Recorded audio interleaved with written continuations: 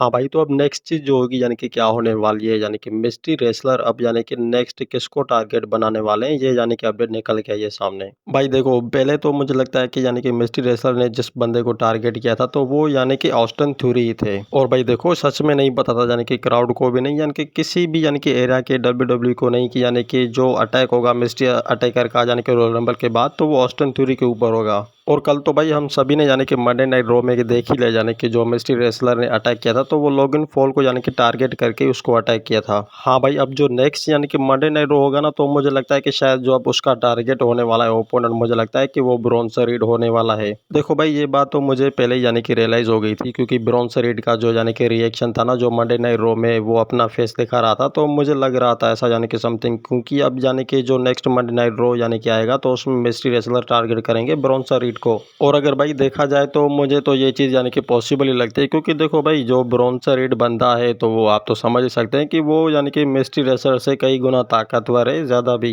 तो भाई ये चीज़ हमें डेफिनेटली अब देखने को मिलेगी या फिर नहीं, क्योंकि हमने तो देख लिया था यानी कि मंडे नाइट रॉ में जिस तरीके से यानी कि लोगन पॉल को टारगेट किया था, तो यानी कि बैक स्टेज के ऊपर ही यानी कि जो अनाउंसिंग टेबल हुई थी ना, तो वहाँ पे उसको टारगेट किया था। लेकिन हाँ भाई, एक चीज़ तो ये भी आती है सामने कि देखो, अगर मुझे लगता है कि ब्रॉन्सन रीड चालाक बंदे होंगे तो शायद मंडे नाइट रॉ में उसका यानी कि पर्दाफाश कर देंगे, और मुझे लगता है कि शायद ऐसी कुछ प्लानिंग अब ये बंदा करने वाला है। बाकी भाई मुझे तो लगता है कि जो अगला यानी कि ओपोनेंट यानी कि टारगेट होने वाला है मिस्ट्री रेसलर का, तो वो 100% ब्रॉन्सन रीड है यहाँ पे। मगर मुझे लगता है कि ये अब यानी कि चीज़ें कैसी यानी कि एक्सपेक्ट यहाँ पे हम देखने को मिल सकती हैं। शायद मुझे लगता है कि यानी कि जो ब्रॉन्सन रीड बंदा है, मतलब भाई जो ब्रॉन्सन रीड बंदा है, शायद ही मुझे लगता है कि इस यानी कि खबर से अंजाम हो। मगर मुझे ये भी लगता है कि शायद पॉल हेमन जो बंदा हैं यानी कि वो क्राउड को जज करते हैं। भाई देखो, अगर यहाँ पे कहीं हमें ऐसा कुछ देखना पड़ गया यानी कि जो पॉल हेमन की चतुराई यहाँ पे सामने आ गई, तो ऐसा समझ लो कि मिस्ट्री रेसलर का तो पर्दाफाश हो ही सकता है। पर भाई यहाँ अगर देखा जाए, डेफिनेटली मुझे लगता है कि जो अब मिस्ट्री रेसलर यानी कि